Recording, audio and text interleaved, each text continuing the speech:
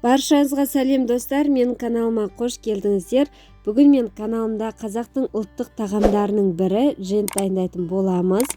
Қазақтың көшпелі халықтарының дастарханынан табылатын ұлттық тағамдарымыздың бірі, қыста қатпайтын, жазда бұзылмайтын тағамдардың бірі. Мінекей бірінші алдымен бізге жент жасау үшін талқан қажет. Талқанның түрі болады. Талқанның үстіне мен бұл жерде сахарный пудра қостым. Негізінде қант салсаңыз да болады. Және ерітілген майды қосып, жақсылап араластырамыз.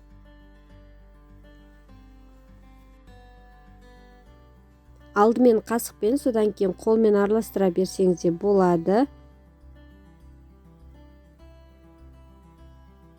Бір-біріне бірге бастаған кезде бізде жентіміз дайын деген сөз.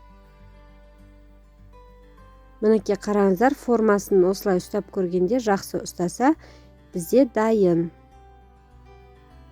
Енді осындай арнайы кез келген үйдегі формочкаларыңыз болсын, төрт бұрышты дөңгелек ыдыстар болсын, соларға салып, нығыздап үстін басып, холодильникке 1 сағатқа қоямыз. Менде формаларға салдым, және де осындай ыдысқа саламын.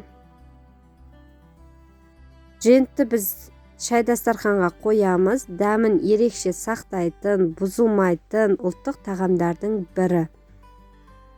Міндетті түрде жасап көріңіздер. Және де бұдан бөлек мен осындай тағы да формочкаларға саламын. Мінекей осылай. Дастарханда әдем болып көріну үшін.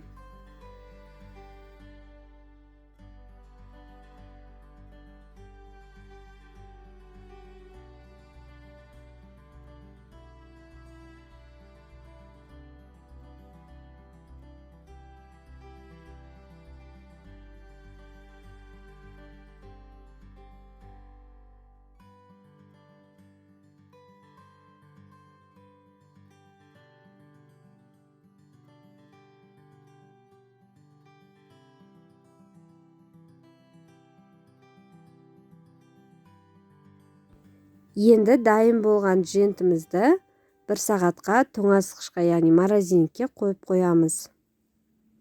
Өте әдем болып шығады. Міндетті түрде жасап көріңіздер. Және каналға тіркелуді, лайк басуды ұмытпаңыздар. Мінекей бізде дайын болды. Сіздермен болған Айжан Ерболатқызы.